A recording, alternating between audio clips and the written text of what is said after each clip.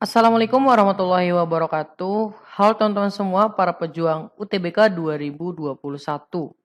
Baik, di video kali ini kita akan lanjutin ya latihan soal TPS pengetahuan kuantitatif persiapan UTBK 2021. Nah, di sini kita udah sampai di nomor 21 sampai dengan nanti 25 ya. Jadi teman-teman silakan tonton videonya sampai selesai, jangan di-skip ya. Nah, walaupun di sini kita lihat langsung aja ke nomor 21. Sebenarnya ini soal-soalnya itu ya bisa dibilang mudah gitu kan. Tetapi teman-teman jangan sampai ya menganggap sepele lah gitu kan. Ayo coba sekarang saya kasih 5 detik ya untuk mengerjakan soal ini. Coba bisa nggak? 5, 4, 3, 2, 1. Gimana? Udah ketemu belum? Nah, apakah udah ketemu? Kalau udah ketemu, lihat ya pembahasannya. Nah, di sini P-nya itu adalah 2A tambah 3, oke? Dan Q-nya adalah 2B minus 3. Dengan A-nya lebih dari 0 dan B-nya lebih dari 0, maka nilai P tambah Q plus 2 itu berapa gitu kan? Nah, sebenarnya gini tonton. Kita punya P yang sama dengan 2A ditambah 3, dan kita punya Q yang sama dengan 2B dikurangi 3. Karena dia mintanya P tambah Q ya, nanti plus 2-nya nanti aja P tambah Q. Ya udah ini P tambah Q tinggal jumlahin aja kan. P tambah Q berapa? P ditambah Q gitu kan. Sama dengan 2A tambah 2B ya. 2A tambah 2B gitu kan. 3 ditambah negatif 3 ya 0. Berarti di sini kalau misalnya dia mau P ditambah Q ditambah 2, berarti kan yang kiri ini ditambah 2. Berarti yang kanan juga tambah 2. Tapi ini bisa nggak? Bisa 2A tambah B. Ini tambah 2 gitu ya. Nah, ini itu apakah kurang dari 0? Gak mungkin ya. Kenapa gak mungkin? Karena A, B-nya itu adalah lebih dari 0 semua nih. Pasti positif. Berarti ini gak mungkin. Kemudian yang gak mungkin, ini gak mungkin, ini gak mungkin. Nah, berarti antara B dengan C. Mana yang benar? Apakah hasil dari P tambah Q ditambah 2 yang yaitu adalah 2A tambah B tambah 2. Ini adalah lebih dari 0 atau lebih dari 1? Udah ketebak nggak? Nah, dia adalah lebih dari 1. Kenapa nggak lebih dari 0? Karena A, B itu kan udah lebih dari 0 ya. Jadi nanti ya dia pasti udah ngelebihin 1 gitu kan. Di sini juga udah ada 2 nih. 2 tambah ini lebih dari 0. Pasti dia ngelebihin 1. Kalau dia lebih 0 nanti ada ya 0, berapa lah 0,5. Dia kan nggak nyampe 1. Sedangkan A dan B-nya aja dia kalau dijumlahin ya lebih dari 0 gitu kan. Dikali 2 ya nanti pasti ngelebihin 1 gitu ya. Paham gak sih? Semoga paham ya. Pasti paham deh teman-teman semua. Oke, kita lanjut ke nomor 22. Sini kita nomor 22. Oke. Jika Z tambah E adalah 6 dan Z kali E adalah 8, maka mana nih hubungannya?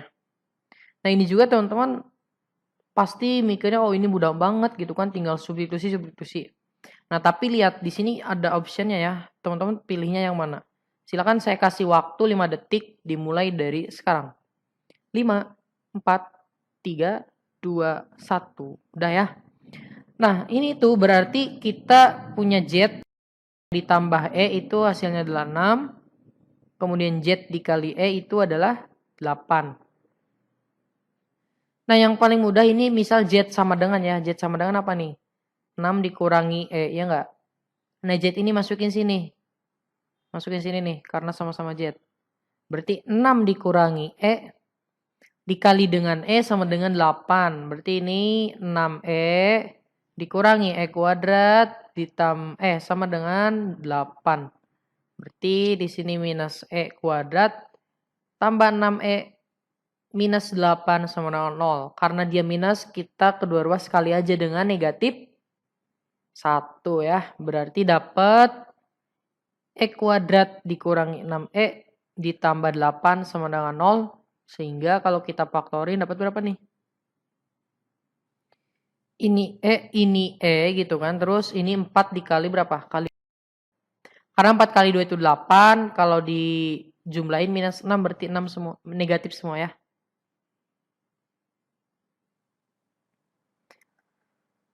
Terus udah kayak gini dapat E-nya berapa sih? E-nya adalah 2 atau E-nya adalah 4 ya.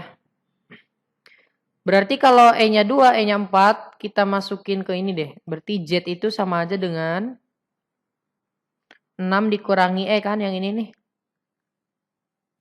Berarti Z-nya adalah 6 dikurangi 2. Atau nanti Z-nya adalah 6 dikurangi E. Berarti Z itu adalah 6 dikurangi 4.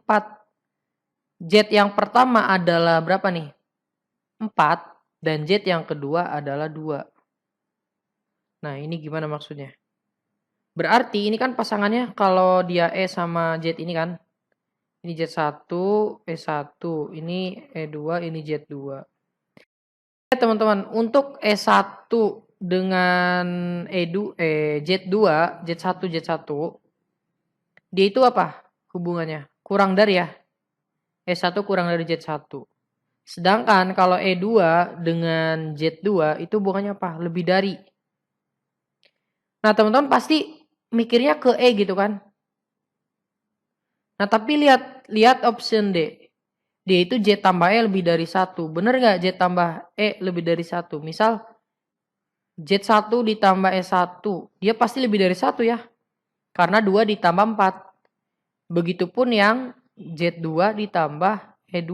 Itu pasti lebih dari 1. Karena 4 ditambah 2. Itu lebih dari 1. Berarti jawabannya yang paling tepat itu adalah D. Bukan E gitu ya. Ini teman-teman harus fokus ke pilihan jawaban. Lanjut ya 23.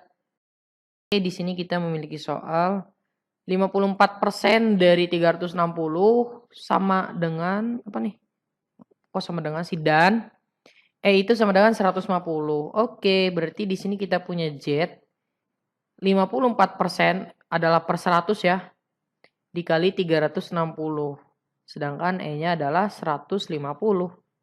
Nah, ini kita coret nolnya, kemudian 36 dibagi 2 dapat 18, bagi 2 dapat 5, ya enggak? Nah, terus tinggal 54 dikali apa nih? Dikali 18 terus bagi 5 berapa? Bisa enggak? Bisa enggak nih ngitungnya? Kira-kira nanti lebih dari enggak gitu kan? Berarti ya udah deh kita hitung aja gak apa-apa, 54 atau bisa langsung enggak? Coba.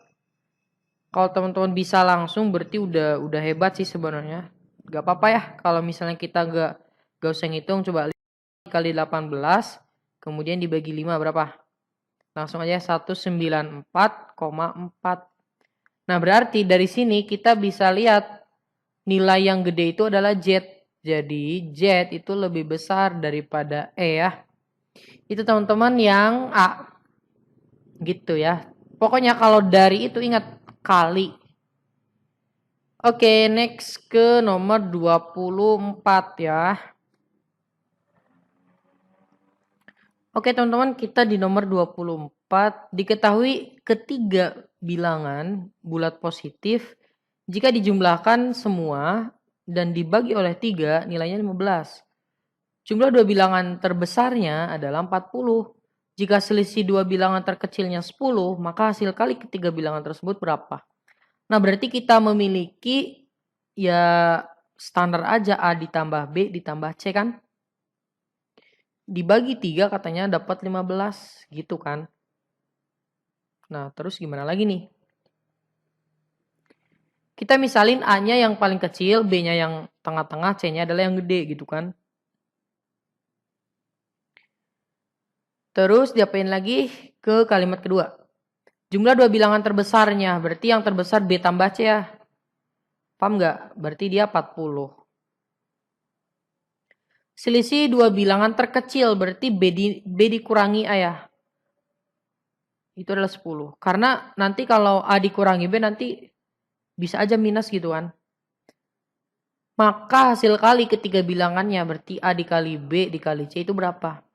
Nah, berarti ini tinggal kita lihat di sini teman-teman semua. Di sini itu kan jadi apa tuh?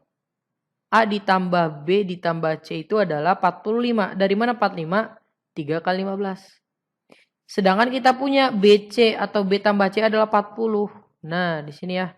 Berarti A ditambah 40 itu hasilnya adalah 45.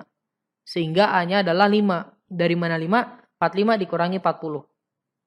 Kalau A-nya 5, dapat B-nya berapa nih? Masukin sini. Berarti B dikurangi 5 itu sama dengan 10. Sehingga B-nya adalah 15.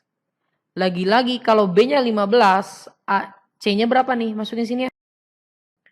Berarti B ditambah C adalah 40. B-nya 15 ditambah C sama dengan 40. Berarti C-nya adalah berapa? 20. 25 ya. 25 nih. Berarti udah. Tinggal dikaliin aja. Dia nanyanya adalah 5 kali 40 dikali 25. Kok dikali 40 sih? Kali 15. 15. Coba bisa enggak? 5 dikali 15 dikali 25. 1875. 1875. Yang mana ini? Yang A. Oke, kayak gitu ya. Next, nomor 25 nih, terakhir ya. Di sini kita ke nomor terakhir. Waduh, kita memiliki soalnya. Ini unik banget ya. Selesaikan operasi bilangan berikut dengan benar. Nah, ini ada pangkat. Kemudian di sininya ada kali akar. Oke, gimana nih caranya? Apakah bisa dicoret gitu kan? Nah, sebelum kita coret ini ya pangkat 2 mudah sih. 4 kuadrat 16. 5 kuadrat 25. Kurangi 4 kuadrat 4. 5 kuadrat 25. Dibagi dengan 4/16. Dikali. Nah, akar dari 0,25. Itu kan kalau akar 25 kan 5 ya. Karena dia ada 0, di belakang komanya ada 2 berarti 0, nah 0,5. Terus 0,5 ini kan sebenarnya setengah aja ya, kita pakai pecahan aja. Tapi nanti ini kita jumlah ini karena dia udah sama penyebutnya berarti tinggal 16 dikurangi 4 yaitu 2. 12/25 per berapa nih? 1 per berapa? 1 per 4 aja, 1/4. Kemudian di sini kali setengah. Terus gimana kalau udah kayak gini? Teman-teman udah punya kan? Jadi kalau A per B per C per D itu akan sama dengan AD per BC. Nah, dari mana ini? Kan gini, A per B dibagi C per D. Nah, berarti dia itu dapat A per B dikali, ditukar kan? D per C. Yaitu sama dengan AD per BC. Sama ya? Nah, nanti teman-teman udah bisa langsung, oh 4-nya ke atas. Nanti dikali 2 kan. Berarti di sini kita memiliki sebuah nilai 12 dikali 4 per 25. Dibagi lagi 1/2. Terus gimana nih? 2-nya coret, dengan ini 2 dapat berapa nih? 24 ya. 20 per 25. Bingung lagi. Karena dia mintanya persen itu kan per 100. Berarti bawahnya harus dikali berapa biar jadi 100? Dikali 4. Ya enggak? Nah, kalau bawah kali 4, atas juga kali 4. Kenapa kok ini boleh sih kali 4, atas kali 4, bawah kali 4? Boleh. Kenapa? Karena 4/4 berapa? 4/4 itu kan 1. 100 per 100 juga 1. Kalau 1 dikali sebuah bilangan, dia tidak akan merubah hasil. 24 dikali 4 adalah berapa? 96 per 100. Artinya adalah 96%. Gitu ya. Jadi jawaban yang paling tepat adalah E. Oke, kita cukupkan dulu di sini ya. Semoga apa yang saya sampaikan bermanfaat untuk teman-teman semua. Jika teman-teman suka dengan video ini silahkan like. Jika tidak suka silahkan dislike. Dan juga jangan lupa share ke teman-teman yang lain ya. Oke, saya akhiri. Assalamualaikum warahmatullahi wabarakatuh.